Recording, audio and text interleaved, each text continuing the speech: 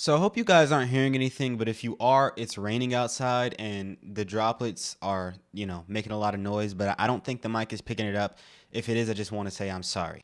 Anyway, I want to talk about Angel Reese. The topic of this video is Angel Reese really Caitlin Clark's rival? But I guess what I really want to focus on more so is why does Angel Reese feel like she has to be Caitlin Clark's rival? I want to break that down a little bit and go in depth with it, so stick around if you want that. So I don't know if you guys saw about a week or so ago, probably maybe 2 weeks ago, Angel Reese said that she was going to take on the villain role when it comes to Caitlin Clark.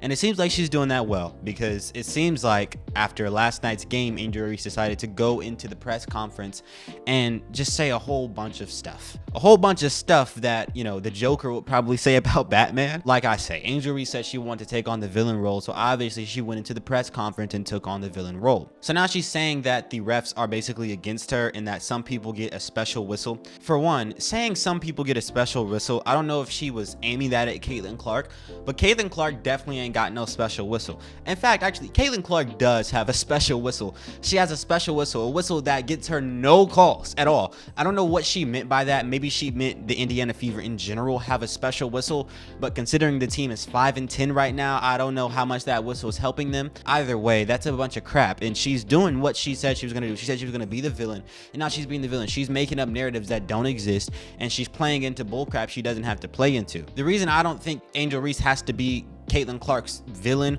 or a rival of Caitlin Clark is because, for one, there's an actual market for Angel Reese. I think she has people who actually watch her, and I don't think she's going to gain many fans, nor do I think she'll stay popular or stay relevant by taking Caitlin Clark haters and then those people be her fans.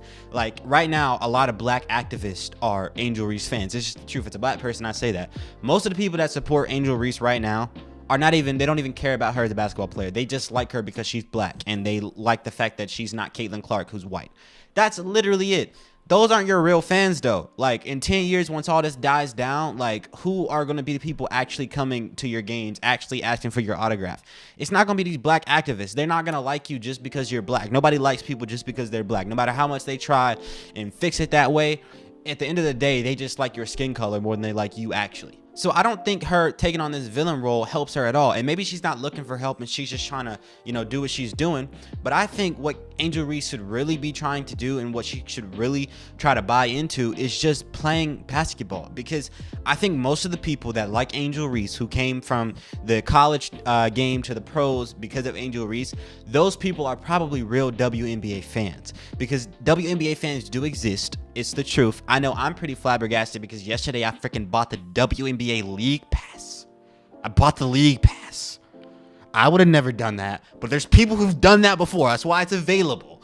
So those people, they are going to like Angel Reese's game. Her game is very boring, but in my opinion, I think A'ja Wilson's game isn't that exciting either. And there's a market for A'ja Wilson and Breanna Stewart. So there has to be a market for a girl like Angel Reese. She has real fans, real people who like watching her game. She's going to gain more real fans than any of these players before because of Caitlin Clark. Just because Caitlin Clark, more people have eyes on the game. Like me personally, I didn't think Kennedy Carter was about anything. Kennedy Carter probably has a lot more fans now because, for one, she's actually not trash. I actually enjoy watching Kennedy Carter play basketball. She's actually a pretty good player.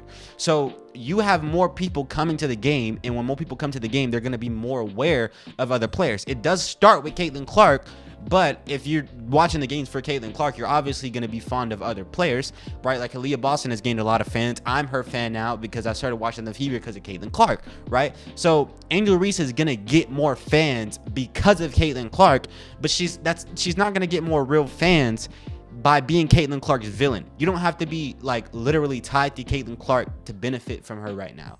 Like she is, as Stephen A would say, the rising tide lifts all shifts. Caitlin Clark is that rising tide that is lifting all shifts. You don't have to be right at the point where the tide rises to be lifted. You can be pretty far away. You'll still be lifted.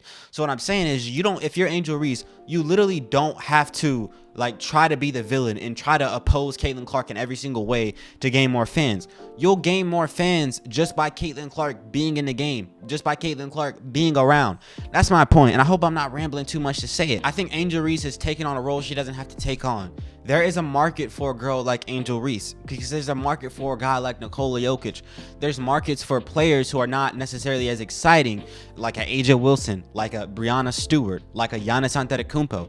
You don't have to play like Caitlin Clark to be popular. You're going to get popular by just playing your game. I know she knows that, but then I question if she really does, because if you actually knew that, then you also wouldn't have to say I have to be the villain and I have to oppose her to gain attraction, to, you know, build your brand or whatever.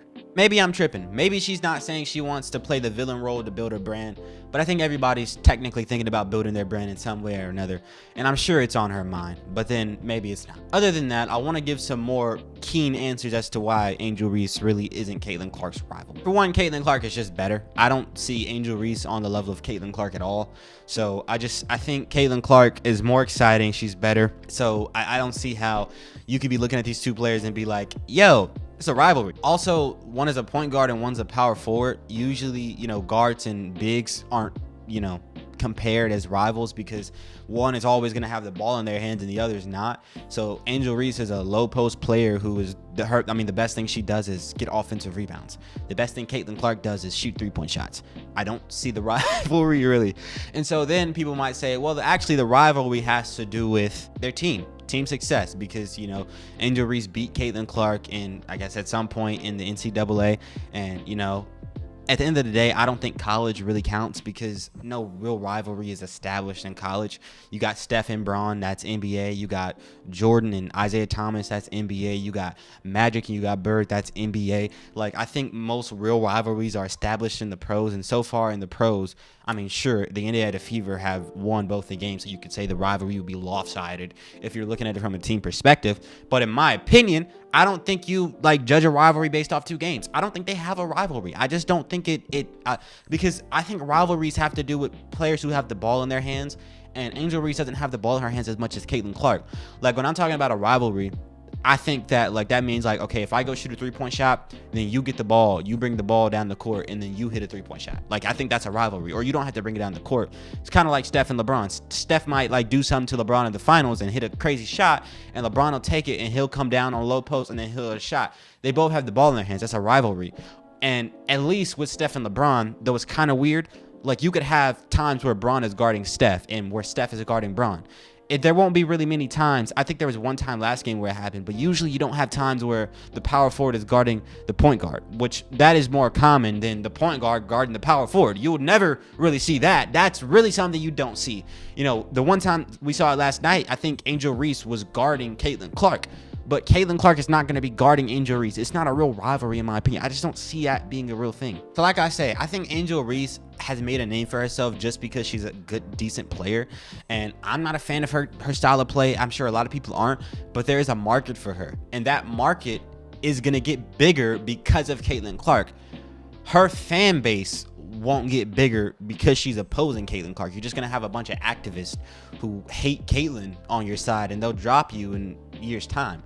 I think what needs to happen if you're Angel Reese is you need to drop the act and just play basketball, work on your game, and don't go into these media conferences being a fool and be a villain, because it doesn't, like, just stop it. Like, we know it's forced. You're not, like, there's no way you think they have a special whistle. Like, yo, your teammate literally mauled Caitlin Clark, literally pushed her to the freaking ground, and they had to review it to call it a flagrant. That's crazy. Come on, man. Come on. It took him a whole day to upgrade that to a flagrant 1. Come on. They don't have no special whistle. Calm down. I think she knows this stuff, and I think she's just playing into this role, but I think Angel Reese is she's going to have a fan base if she just plays her game. That's the point of this video. Hope you guys enjoyed. Somebody told me they wanted me to do a breakdown of Caitlin Clark's shots from the last game, so I'll do that. That video will be out tomorrow. I have to do all the research, though, so I won't be able to post it today, but I hope you guys enjoyed this video. Go check out my last video if you want a real nice video. Anyway, peace out.